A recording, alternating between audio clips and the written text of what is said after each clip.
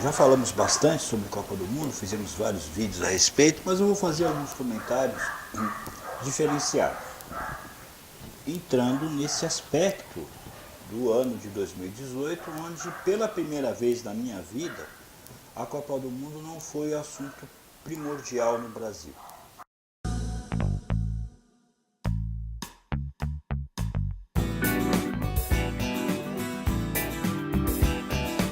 Pensemos juntos.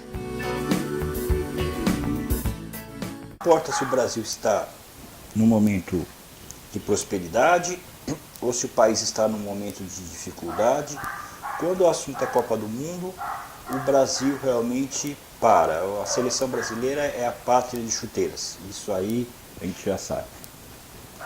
E eu discordo de muitas pessoas que acham que não existem heróis no esporte. Eu acho que existem, eu já falei a respeito dos heróis. Acontece que, como eu já disse também, os verdadeiros heróis não tem como você fabricar. Então, na história do Brasil, por exemplo, do esporte brasileiro, quantas pessoas que são amadas pelo povo, que não vão ser esquecidas, né? E não precisa ser campeão necessariamente para ser herói. É um exemplo, Felipe Massa. Nunca chegou a ser campeão na Fórmula 1, mas quem não admira, não gosta e não respeita o Felipe Massa? Então, um campeão, mesmo sem ter sido. No boxe, o Éder Joffre, no basquete, Oscar Schmidt, a Paula Hortência, Marcel. São tantos os nomes de pessoas, de heróis, que nós temos no esporte brasileiro, em várias modalidades diferentes. João do Pulo, eu poderia ficar falando aqui por várias horas, e eu poderia ficar falando de heróis. Mas o futebol, obviamente, que é o esporte que captura nossas maiores esperanças, né? O Brasil do futebol e aquela conversa toda, né? A seleção brasileira é a pátria de chuteiras. E foi um ano que, primeira vez que a Copa do Mundo ocorreu e ela não foi assunto preponderante. Não foi assunto preponderante. Nós paramos, vimos, assistimos, tal, essa coisa toda, o que é normal, mas a Copa ficou restrita à Copa. E outra coisa que me chamou bastante atenção é que pela primeira vez na história, desde que eu acompanho o futebol, o grande craque da seleção brasileira virou comédia, virou piada. Então, se a gente pegar a história do futebol no Brasil, principalmente quando se fala de Copa do Mundo, nós vamos ver que nós tivemos momentos de grande sucesso, momentos de fracasso, mas as figuras centrais, as figuras principais, os grandes craques, grandes ídolos, eles sempre foram respeitados, né? Então, por exemplo, em 50 nós perdemos a Copa aqui no Brasil, Maracanã, 2-1 para o Uruguai, e o Zizinho não deixou de ser Zizinho, né? Porque perdeu a Copa. Ademir Menezes não deixou de ser Ademir Menezes porque perdeu a Copa. Houve aquela comoção, aquela tristeza, aliás, pelo contrário, alguns jogadores foram praticamente vilipendiados, né? O caso do Barbosa, do Bigode, foram considerados os responsáveis pela derrota, mas ridicularizados não. Depois nós tivemos 58, o Brasil campeão, Garrincha, Pelé, viraram heróis. Depois 62, Didi, Garrincha, aquele grande time e tal. E aí na sequência 66, onde o Brasil poderia ter ganho já a Jules Rimet de forma definitiva. E o Brasil fracassou justo na primeira fase da Copa, né? E o Pelé, que era o grande nome, Pelé e Garrincha, não podemos esquecer que Garrincha também estava nesse time. Eles não foram ridicularizados, né? O próprio Pelé, ele fez aquela declaração bem... Ele ficou muito chateado, falou que não ia disputar mais Copa do Mundo, ficou muito triste com aquela Copa, mas houve um respeito, né? O Brasil não foi bem, perdeu, muito bem. E o caso do Pelé é até interessante, porque em 66 ele fracassou com a seleção, mas em 70 estava ele lá de novo com a camisa 10, ele, Jairzinho, aquele time maravilhoso, foram campeões, né? Aí nós tivemos 74, 78, já com Rivelino sendo um grande nome da seleção brasileira, também 74 o Brasil fracassou, 78 saiu invicto, mas não trouxe o título, e aí já Zico e Rivelino, né, dividindo aí as preferências, né, mas não foram ridicularizados. Aí em 82, aquela Copa que certamente as pessoas da minha geração devem se lembrar muito bem, aquele time formidável que nem chegou à semifinal, mas foram muito bem recebidos, o Zico, o Falcão, Sócrates, Éder, viraram heróis, né? Já eram grandes jogadores naquela Copa, perdendo, eles se tornaram ícones, né, do futebol brasileiro. Aí depois vem uma série de Copas, que o Brasil, algumas ganhou, outras o Brasil perdeu, e aí novos heróis, né, surgem, Romário, Bebeto, Dunga, enfim, Mauro Silva, depois Edmundo vem, não chegou a ganhar em 98, mas enfim, né, depois Ronaldo Fenômeno, Ronaldinho Gaúcho, enfim, né, uma miríade aí de Rivaldo, e vai, né, Leonardo, Cafu, e vai embora. Então, ganhando ou perdendo, sempre houve essa preservação, sempre se e as pessoas do Brasil acham que o Brasil tem a obrigação de ganhar sempre. Isso não é verdade, nós não jogamos sozinhos. O Brasil pode ser país de futebol. No futebol é complicado, a gente sabe disso, né? Nós sempre temos várias seleções que concorrem. Então, se dá tudo certo, o Brasil ganha, ótimo. Ou às vezes não ganha, mas vai bem, mas há um respeito. Dessa vez aconteceu o contrário. O grande nome da seleção brasileira, ou pelo menos assim ele é vendido, virou meme mundial, virou piada internacional. E, vejamos, pensemos juntos. Esta Copa de 2018, os dois maiores craques, né, mais reverenciados no futebol atualmente, que são o seu Lionel Messi e o Cristiano Ronaldo, não foram muito longe, mas não viraram meme. E isto por quê? Porque são profissionais que construíram, não há o que discutir a qualidade técnica dessas pessoas, né? Que o Messi é formidável, não há o que dizer. Que o Cristiano Ronaldo é formidável, não há o que dizer. Alguns preferem o Messi, outros o Cristiano Ronaldo, mas isso é irrelevante. Os dois já construíram uma carreira. Mas o interessante é que essa construção, ela não se fez apenas dentro do campo, mas fez fora, com atitudes coerentes com o status que eles alcançaram, né?